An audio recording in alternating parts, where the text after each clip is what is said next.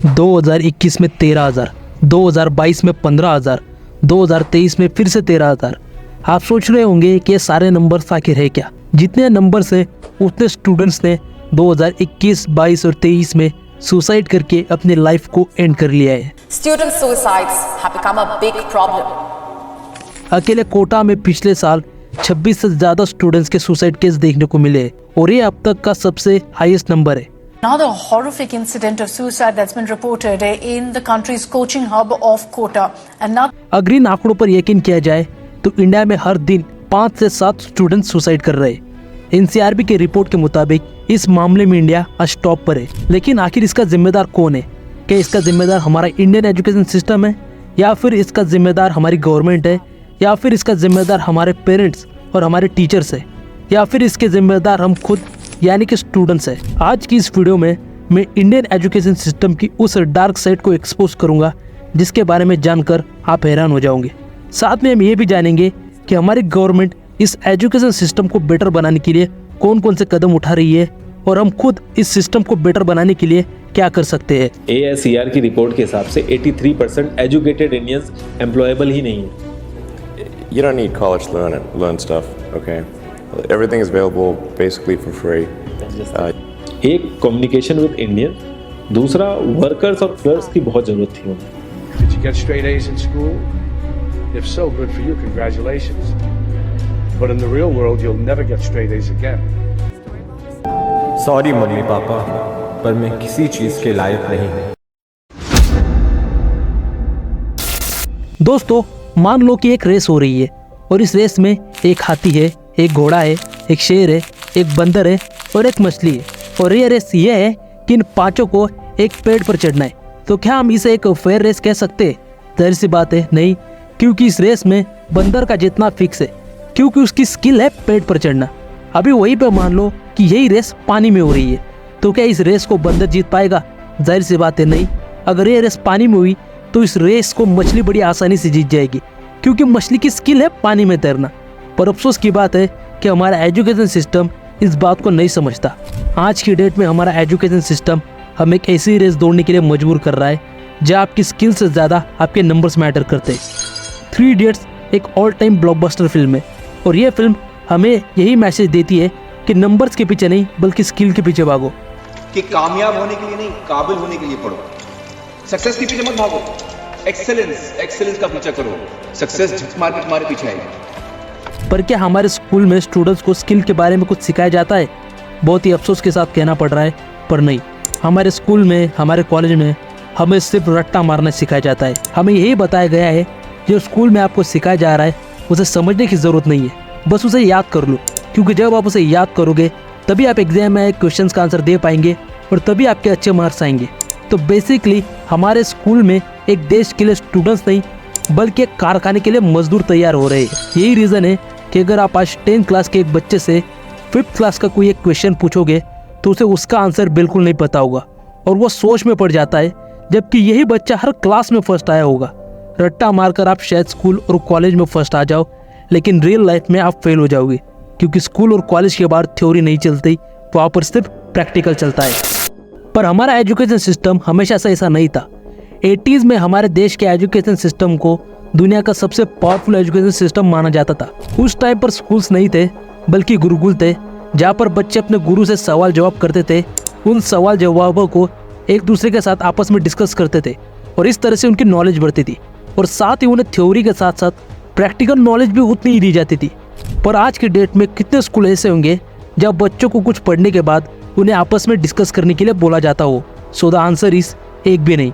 और अगर बच्चे कुछ पढ़ने के बाद उसे आपस में डिस्कस भी करने लगते हैं तो सामने से टीचर की आवाज़ आ जाती है, शोर मत करो, चुपचाप बैठो।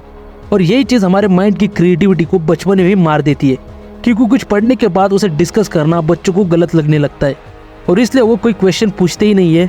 और फिर जैसे जैसे वो आगे बढ़ते जाते हैं उनके सेल्फ कॉन्फिडेंट धीरे धीरे कम होता जाता है। और हमारा एजुकेशन सिस्टम हमसे यही चाहता है। हमारा एजुकेशन सिस्टम बना ही इसलिए ताकि हम कोई सवाल ना पूछे और सिर्फ हमारे सीनियर्स के ऑर्डर्स मानते रहे। और हमारी गवर्नमेंट और हमारे देश के कुछ टॉप लोग नहीं चाहते कि यह सिस्टम कभी भी बदले। वो क्यों? एक चीज़ को आप अगले 5 मिनट में समझ जाओगे। सन 1800 तक लोगों के पास पैसे कमाने के सिर्फ 2 ही तरीके थे। पहला तरीका था खेती करना और दूसरा तरीका था अपना खुद का कोई भी बिजनेस करना। और इसलिए उस टाइम के लोगों की प्रोडक्टिविटी आज के मुकाबले काफ़ी ज़्यादा थी। सिर्फ इन 2 तरीकों से ही लोग पैसे कमा रहे थे। लेकिन इसी टाइम पर एक और चीज़ थी जो इस दुनिया में बहुत ही तेज़ी से फैल रही थी। सन 1760 से लेकर 1840 तक दुनिया में इंडस्ट्रियल रेवोल्यूशन आया। दुनिया में मशीनों का डोमिनेंस बढ़ने लगा। जो काम करने में एक इंसान को एक पूरा दिन लगता था, वही काम एक मशीन 1 घंटे में कर रही थी। पर इन फैक्ट्रीज के जितने भी मालिक थे, उनके सामने एक बहुत ही बड़ी दिक्कत थी, और वो दिक्कत थी वर्क फोर्स की। क्योंकि भला कोई भी अपना बिजनेस छोड़कर किसी और की फैक्ट्री में जाकर उसकी गुलामी क्यों करना चाहेगा। और इसलिए दुनिया के हर देश में जितने भी टॉप पर बैठे लोग थे, उन्होंने अपने देश की एजुकेशन सिस्टम को पर्शियन एजुकेशन सिस्टम की तरह बनाना शुरू किया। अब बाकी पर्शियन एजुकेशन सिस्टम है क्या, इसको भी ज़रा शॉर्ट में समझ लेते हैं। साल 1805 में नेपोलियन आर्मी और पर्शियन आर्मी के बीच एक वॉर होती है, और इस वॉर को नेपोलियन आर्मी जीत जाती है। और इससे पर्शियन आर्मी को एक बहुत ही बड़ा झटका लगता है। पर्शियन आर्मी के लीडर्स को समझ नहीं आ रहा था कि कैसे हुआ, क्योंकि उस वक्त पर्शियन आर्मी दुनिया की one of the best army थी। जब पर्शियन आर्मी के लीडर्स ने इस पूरी सिचुएशन को एनालाइज किया, तो उनकी समझ में आया कि नेपोलियन आर्मी के जो सोल्जर्स थे, वो अपने सीनियर्स के ऑर्डर्स को फॉलो कर रहे थे, जबकि पर्शियन आर्मी के सोल्जर्स अपना दिमाग लगाकर लड़ रहे थे। इस हार से पर्शियन आर्मी के लीडर्स को एक बहुत ही ज़रूरी सबक मिला, और ऐसा दोबारा ना हो, इसके लिए वो लोग एक सिस्टम बिल्ड करने में लग गए। एक ऐसा सिस्टम जिससे उनके सोल्जर्स भी बिल्कुल नेपोलियन के सोल्जर्स की तरह ही बन जाए, और इस तरह से एक नई एजुकेशन सिस्टम का जन्म होता है। 5 साल से लेकर 13 साल तक हर किसी के लिए एजुकेशन कंपलसरी कर दिया गया। आने वाली जनरेशन की क्रिएटिविटी को मार के उन्हें सिर्फ उनके सुपीरियर्स के ऑर्डर्स फॉलो करने के लिए ट्रेन किया जाने लगा। बेसिकली इस पर्शियन एजुकेशन सिस्टम का डायरेक्ट एम था माइंडलेस सोल्जर्स के एक आर्मी को खड़ा करना, और पर्शियन लीडर्स का यह फॉर्मूला सक्सेसफुल रहा, और हर लीडर ने इसी सिस्टम को अपने कंट्री में अपने तरीके से इम्प्लीमेंट किया। इस सिस्टम को इंडिया में ब्रिटिशर्स लेकर आए। इस टाइम पर ब्रिटिशर्स ने इंडिया पर कब्जा कर लिया था, पर इतनी बड़ी आबादी को कंट्रोल कर पाना उनके लिए बहुत ही मुश्किल हो रहा था, और इसलिए ब्रिटिशर्स ने इंडिया के कुछ लोगों से मदद लेने के बारे में सोचा। पर इंडिया के लोगों के साथ कम्युनिकेट कर पाना उनके लिए बहुत ही मुश्किल हो रहा था। इसलिए सन 1835 में थॉमस मैकाले, जो ब्रिटिशर्स के जनरल थे, उन्होंने एक प्रपोजल तैयार किया, जिसमें लिखा था कि वो इंडिया में इंग्लिश एजुकेशन सिस्टम को प्रमोट करना चाहते हैं।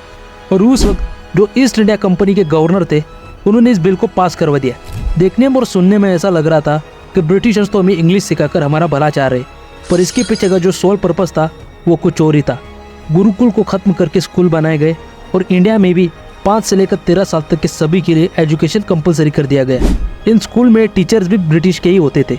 जब भी ये टीचर्स इंडियन बच्चों को कुछ पढ़ाते थे, तो पढ़ाई के बीच में ये अपने ब्रिटिश ऑफिसर्स और ब्रिटिश सोल्जर्स की एग्जाम्पल देते थे कि देखो, वो इंग्लिश बोलते हैं, वो अपने सीनियर्स के सारे ऑर्डर्स फॉलो करते हैं। अगर उनके सीनियर्स उन्हें मार भी रहे हैं, तो वो उनकी भलाई के लिए उन्हें मार रहे हैं। इसलिए उनका जो वे ऑफ लिविंग है वो कितना अच्छा है। तुम भी अगर इंग्लिश सीख गए और सारे ऑर्डर्स फॉलो करने लगे, तो तुम्हारा भी वे ऑफ लिविंग उनके जैसा ही हो जाएगा। तुम्हें कड़ी धूप में उन खेतों में काम करने की ज़रूरत नहीं पड़ेगी, पसीना बहाने की ज़रूरत नहीं पड़ेगी। और यही चीज़ पूरे 8 सालों तक यंग माइंड्स के दिमाग में डाली जाने लगी। लेकिन इसके बाद भी ब्रिटिशर्स के सामने कई दिक्कतें आई। हुआ ये कि कम्युनिकेट करने के लिए उन्होंने इंडियन लोगों को इंग्लिश तो सिखा दी, लेकिन अब किसको कौन सा काम दिया जाए ये कैसे डिसाइड होगा, क्योंकि ब्रिटिशर्स को अपनी फैक्ट्री में क्लर्क्स भी चाहिए थे, मजदूर भी चाहिए थे, और अपनी आर्मी में सोल्जर्स भी चाहिए थे। तो किसको कौन सी नौकरी दी जाए ये कैसे डिसाइड किया जाए। और फिर ब्रिटिशर्स ने इंडियन एजुकेशन में डाला नंबर्स का सिस्टम, और यही से ब्रिटिशर्स ने इंडियन यूथ को माइंडलेस बनाना शुरू किया और उन्हें एक अंधी रेस में धकेल दिया। जो पढ़ रहे हो उसे समझने की ज़रूरत नहीं है, आपके आसपास क्या हो रहा है उस पर ध्यान देने की ज़रूरत नहीं है। स्कूल से घर जाओ और जो पढ़ा है उसका रट्टा मारना शुरू करो, क्योंकि अगर आपके अच्छे नंबर आए तो फिर आप फैक्ट्री में एक अच्छी पोस्ट पर क्लर्क बन जाओगे। अगर उससे कम आए तो फिर आप सोल्जर बन जाओगे, और अगर सबसे ज़्यादा कम आए तो फिर आप इन्हीं फैक्ट्रीज में मजदूर बन जाओगे। जो पावरफुल पोस्ट होती थी उस पर एक ब्रिटिशर ही बैठा हुआ होता था। इंडियन लोगों को इन्होंने कभी भी कोई पावरफुल पोस्ट नहीं दी। ज़्यादा से ज़्यादा ये हमें अपनी आर्मी में जनरल बनाने लगे। उससे ज़्यादा पावरफुल पोस्ट इन्होंने कभी भी किसी इंडियन को मिलने ही नहीं दी। बड़े स्मार्टली इंडियन लोगों का ही यूज़ करके इन्होंने पूरी इंडिया को ही कैप्चर कर लिया। यह जो सिस्टम ब्रिटिशर्स ने बनाया था, वही सिस्टम वहाँ से लेकर आज तक कैरी फॉरवर्ड होता आ रहा है। वो तो इंडिया से चले गए, लेकिन उनका जो एजुकेशन सिस्टम जो उन्होंने हमें गुलाम बनाने के लिए बनाया था, वो आज भी वैसा का वैसा ही है। आज भी कौन सा स्टूडेंट कितना ज़्यादा स्मार्ट है, कितना ज़्यादा एक्सीलेंस है, ये उसकी क्रिएटिविटी से नहीं बल्कि उसके नंबर से जाना जाता है। जिसके जितने ज़्यादा नंबर होते हैं उसे उतना ज़्यादा ब्रिलियंट माना जाता है। और ये सारी देन इसी सिस्टम की है, और इसी सिस्टम की वजह से आज इंडिया स्टूडेंट सुसाइड केस में नंबर 1 बन चुका है। पर क्या गलती सिर्फ इस सिस्टम की है? देखो, एक वक्त था जब स्कूल और कॉलेजेस को विद्या का मंदिर माना जाता था, लेकिन आज की डेट में ये चीज़ बिल्कुल बदल चुकी है। आज की डेट में स्कूल और कॉलेजेस स्टेटस का सिंबल बन चुके हैं। हर माँ बाप को अपने बच्चे को एक अच्छे स्कूल और कॉलेज में पढ़ाना है। लेकिन मेरा सवाल ये है कि एक अच्छा स्कूल और एक अच्छा कॉलेज होता कैसा है? जिसकी बिल्डिंग का इंफ्रास्ट्रक्चर अच्छा हो, जिसका क्लासरूम बिल्कुल साफ़ सुथरा हो, जिसमें बड़ा सा प्लेग्राउंड हो, या फिर वो जहाँ आपके बच्चों को सही नॉलेज प्रोवाइड की जाए। मेरी बात शायद कुछ लोगों को कड़वी लगेगी, पर ये बिल्कुल सच है। स्कूल का बड़ा सा नाम सुनकर, उस स्कूल का अच्छा सा इंफ्रास्ट्रक्चर देखकर, साफ सुथरा क्लासरूम देखकर लोन लेकर अपने बच्चों को स्कूल में डाल देते और फिर बाहर आकर अपने दोस्तों में, रिश्तेदारों में अपनी छाती चौड़ी करके बोलते हैं कि अरे मेरा बच्चा तो उस स्कूल में पढ़ता है, मेरा बच्चा तो उस कॉलेज में पढ़ता है। बस अपने बच्चे को एक बड़े स्कूल में डाल दिया और फिर पेरेंट्स को लगता है कि हमारी जिम्मेदारी ख़त्म, अब तो हमारे बच्चे का फ्यूचर बिल्कुल ब्राइट होगा। और फिर जो लोन लिया होता है उसकी EMI चुकाने में लग जाते हैं। कभी भी उस बच्चे से पूछते नहीं है कि आज तूने क्लास में क्या सीखा, आज का दिन स्कूल में कैसा रहा। अगर पूछेंगे भी तो सिर्फ इतना पूछेंगे कि बेटा तेरी पढ़ाई कैसी चल रही है। बस इतना पूछ लिया तो इंडियन पेरेंट्स को लगता है कि उनकी जिम्मेदारी ख़त्म। कभी भी उस बच्चे के साथ बैठकर उसका पूरा दिन स्कूल में कैसा गया इस बारे में कोई डिस्कशन नहीं करेंगे। वो बच्चा जानता है कि मेरे माँ बाप ने लोन लेकर मुझे स्कूल में भेजा है, और इसलिए वो अंडर प्रेशर में उन किताबों को समझने की जगह उन्हें याद करने लग जाता है। पर जाहिर सी बात है, हर बच्चा एक जैसा नहीं होता। तो कुछ बच्चे होते हैं जो वो नंबर्स ला पाते हैं, पर वहीं पर कुछ बच्चे होते हैं जो वो नंबर्स नहीं ला पाते। और फिर इन बच्चों को इसी स्कूल के टीचर से ब्लेम करते हैं और उनके माँ बाप को बताते हैं कि आपका बच्चा तो पढ़ाई में बड़ा ही वीक है, इसे कितना भी समझाओ इसे तो कुछ समझ ही नहीं आता। फिर जो इस बच्चे के पेरेंट्स होते हैं ये उसके साथ घर आते हैं और ये भी उस बच्चे को ही ब्लेम करते हैं कि बेटा हमने तो लोन लेकर तुझे स्कूल में डाला है, अगर तू पढ़ेगा नहीं तो कैसे चलेगा। और फिर जाहिर सी बात है वो और प्रेशर में आ जाता है और फिर उन किताबों को समझने की जगह उन्हें रटने की कोशिश करता है। जाहिर सी बात है वो ऐसा नहीं कर पाता और वह नंबर नहीं ला पाता। फिर उसका सेल्फ कॉन्फिडेंस टूट जाता है, उसको जो विश्वास होता है खुद पर से वो पूरी तरीके से उठ जाता है। वो खुद को किसी भी लायक नहीं समझता और फिर उसको अपनी लाइफ को एंड करने के अलावा और कोई रास्ता नज़र नहीं आता। जितने भी सुसाइड के केसेस आपको सुनने को मिलते हैं उनमें आप एक चीज़ नोटिस करोगे कि सारे बच्चे इन्हीं सो कॉल्ड बड़े बड़े स्कूल और कॉलेजेस में पढ़ते हैं। आपको ऐसे केस कभी भी किसी छोटे स्कूल और कॉलेज में सुनने को नहीं मिलेंगे, और होंगे भी तो बहुत रेयर होंगे। इसका मतलब तो साफ है कि यहाँ पर कुछ तो गलत हो रहा है। लेकिन जितनी गलती सिस्टम और पेरेंट्स की है उतनी गलती स्टूडेंट्स की भी है। जितने भी स्टूडेंट्स इस वीडियो को देख रहे हैं मुझे एक बात बताओ, जब तुमने अपने पसंद की लड़की से लव मैरिज करनी होती है तब तो तुम अपने घर वालों से लड़ जाते हो।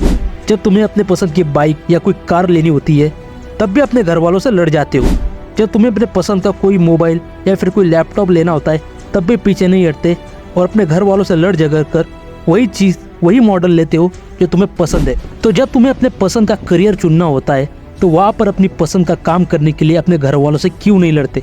अगर तुम लोग अपने माँ बाप को सही तरीके से समझाओगे तो वो ज़रूर समझेंगे, क्योंकि एट द एंड हर माँ बाप अपने बच्चे की खुशी ही चाहते हैं। कोई नहीं चाहता कि उनका बच्चा ऐसे प्रेशर में आकर अपनी लाइफ को एंड करे। इस बारे में बात करना भी ज़रूरी है कि हमारी गवर्नमेंट इस सिस्टम को बदलने के लिए क्या कर रही है। पिछले 10 सालों में हमारी गवर्नमेंट एजुकेशन को लेकर कई सारी पॉलिसीज़ लेकर आई है। कई सारे कैंपेन्स पूरे देश भर में चलाए गए हैं। उनमें से एक फेमस कैंपेन है स्किल इंडिया। स्किल इंडिया के थ्रू जो गरीब तबके के बच्चे होते हैं उन्हें इंडस्ट्रियल लेवल की ट्रेनिंग दी जाती है, जिससे वो मैन्युफैक्चरिंग सेक्टर में जाकर काम कर सके। और जितनी भी कैंपेन्स पिछले 10 सालों में हमारी गवर्नमेंट ने चलाई है उनमें से स्किल इंडिया सबसे सक्सेसफुल कैंपेन रहा है। लेकिन सिर्फ एक कैंपेन के सक्सेसफुल होने से ये चीज़ नहीं रुकने वाली। 10 सालों में गवर्नमेंट और भी कई सारी पॉलिसीज लेकर आई थी जिन्हें सुनकर दिल में एक उम्मीद जागी थी, पर अफसोस इनमें से एक भी पॉलिसी को इम्प्लीमेंट नहीं किया गया। 2024 में भी पार्लियामेंट में एजुकेशन के ऊपर कई सारी बातें हुई, कई नई पॉलिसीज़ को इंट्रोड्यूस किया गया, पर मैं लिख कर दे सकता हूँ कि इसमें से एक भी पॉलिसी को इम्प्लीमेंट नहीं किया जाएगा। क्योंकि जैसा मैंने आपको समझाया, हमारे ऊपर बैठे लोग नहीं चाहते कि आप पर्शियन आर्मी की तरह अपने डिसीजंस खुद लो। वो चाहते हैं आप उनके ऑर्डर्स को फॉलो करते रहो और माइंडलेस बने रहो। तो सॉल्यूशन है क्या? क्या हम स्कूल और कॉलेज जाना बंद कर दे? तो देखो दोस्तों, मैं बिल्कुल नहीं कह रहा कि आप स्कूल और कॉलेज जाना बंद कर दो। ये प्रॉब्लम बहुत ही छोटे छोटे स्टेप लेने से सॉल्व हो सकती है। सबसे पहले मैं तुम स्टूडेंट से कहना चाहूँगा कि जो भी आप अपने स्कूल और कॉलेज में पढ़ रहे हो उसे सिर्फ रटो मत, उसे समझने की कोशिश करो और खुद से सवाल करो कि क्या यह जो मैं पढ़ रहा हूँ ये रियल लाइफ में मेरे किसी काम भी आएगा। जो भी आपने पढ़ा है उसे हर दिन एटलीस्ट 1 घंटे के लिए अपने दोस्तों के साथ डिस्कस करना शुरू करो। डिस्कशन से ही नॉलेज बढ़ता है। दुनिया में हर दिन नए नए इनोवेशंस हो रहे हैं, हर दिन नई नई टेक्नोलॉजीज आ रही है और आपको टाइम के साथ साथ अपने आप को अपडेट करते रहना पड़ेगा, तभी आप इस दुनिया में सर्वाइव करने लायक बन पाओगे। और मैं पेरेंट्स से भी कहना चाहूँगा कि सिर्फ अपने बच्चों को एक अच्छे स्कूल में डाल देने से काम नहीं चलता। आपके बच्चे ने पूरे दिन स्कूल में क्या क्या किया, क्या क्या पढ़ा, ये उससे आपको हर दिन पूछना पड़ेगा। आपको ये खुद पता लगाना पड़ेगा कि आपके बच्चे को कोई ऐसी चीज़ करने के लिए फोर्स तो नहीं किया जा रहा जिसमें उसका बिल्कुल इंटरेस्ट नहीं है। उसे किसी एक ऐसी चीज़ से दूर तो नहीं किया जा रहा जिसमें उसका एक्चुअल इंटरेस्ट है। हर बच्चा एक जैसा नहीं होता। आपके बच्चे के कितने मार्क्स आए इससे इस बात का फैसला नहीं हो जाता कि उसका फ्यूचर कैसा होगा। I hope Indian education system की डार्क रियलिटी को आपके सामने लाने में मैं कामयाब रहा होगा। बेसिकली इंडियन एजुकेशन सिस्टम ये एक ऐसा टॉपिक है जिस पर अगर मैं 4 घंटे का वीडियो भी बनाता तब भी शायद पूरा टॉपिक कवर ना हो पाए। इसमें इतने सारे फ्लॉज हैं, पर मैंने अपनी तरफ से पूरी कोशिश की। फिर भी अगर आपको कोई डाउट हो तो आप मुझे कमेंट में पूछ सकते हो, मैं आपके कमेंट का रिप्लाई ज़रूर करूँगा। और ये वीडियो बनाने में मुझे बहुत मेहनत लगी है, तो अगर आपको ये वीडियो अच्छा लगा और आपको लगा कि इस वीडियो से आपकी लाइफ में कोई वैल्यू ऐड हुई तो इस वीडियो को अपने किसी एक दोस्त के साथ शेयर ज़रूर करना और इस वीडियो को लाइक करके चैनल को सब्सक्राइब ज़रूर कर लेना। आपके एक सब्सक्राइब करने से मुझे ऐसे वीडियोस बनाने के लिए और मोटिवेशन मिलता है। बहुत ही जल्द मैं एक वीडियो लाऊंगा जिसमें मैं जापान के एजुकेशन सिस्टम और हमारे इंडियन एजुकेशन सिस्टम को कंपेयर करूंगा, जिससे आप समझ जाओगे कि कैसा देश जिस पर न्यूक्लियर अटैक हो चुका है वो कैसे टेक्नोलॉजी में दुनिया से 30 साल आगे चला गया। तब तक के लिए जय हिंद।